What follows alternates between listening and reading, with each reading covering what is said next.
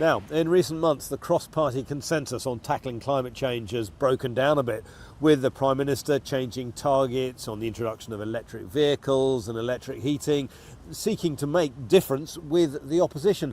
So where does this leave the coverage of climate change? How do people looking at it maintain impartiality whilst staying true to the science? Well, to discuss this, I'm joined by my former boss, John Ryley, who's just edited a book, Toxic News, covering climate change, all about this subject. Why the book? What are the problems?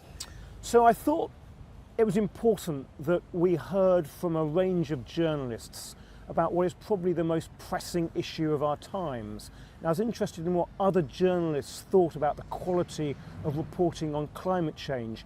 It's a really, really significant issue. It poses an existential threat to the planet and the humans on it. And I wanted to know what other journalists thought about the quality of the reporting. And you published this at a time when the consensus in Parliament here over the kind of need to act fairly urgently and broad consensus over the policies broke.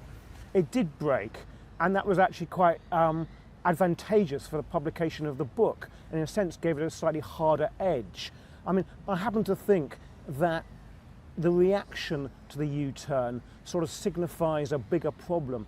Stephen Barclay was appointed the new Environment Secretary.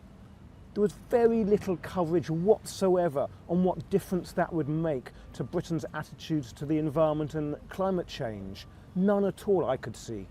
What about the broadcasters' role in this? Are they doing their job when it comes to holding the government and others to account on climate change?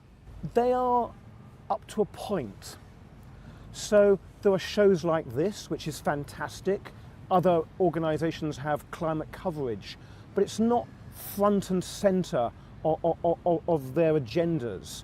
News desks, in my experience, are rather reluctant to pursue climate change stories because they feel they know the answers, and they feel that the audiences know the answers. So up to a point you agree with some of the protest groups who have a go at the BBC and Sky and others for not, in their say, telling the truth about climate change.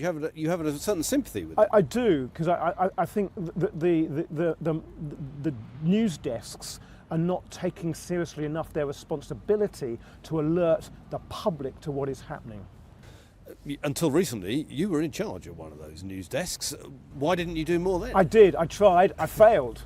Really? I think Why? I failed because I hope I ran things in a consensual way, and often the news desk was reluctant to pursue a story. Oh, we know that, John. We know the planet's heating up, and it was at times an uphill struggle, and arguably I failed. But news, as you know, is partly about what's new, and the newest story at the moment is public anguish about some of the costs of reaching net zero hitting them. Well, I dispute that a bit, Tom. News is also about what's relevant and significant, and news desks are very happy to report day after day what's going on in Ukraine, rightly, day after day what's going on in the Middle East, rightly, so they should cover the environment day after day, rightly. Why does it matter if we don't get climate coverage right? Wow. It matters because a huge number of people in the end will die. It's really that simple for you? Yeah, yes. Climate change poses an existential threat to the planet, and if we don't report it, people will be unaware of the dangers and will not then try and change their lives to try and slow it down. Well, thanks, John, and nice to see you again.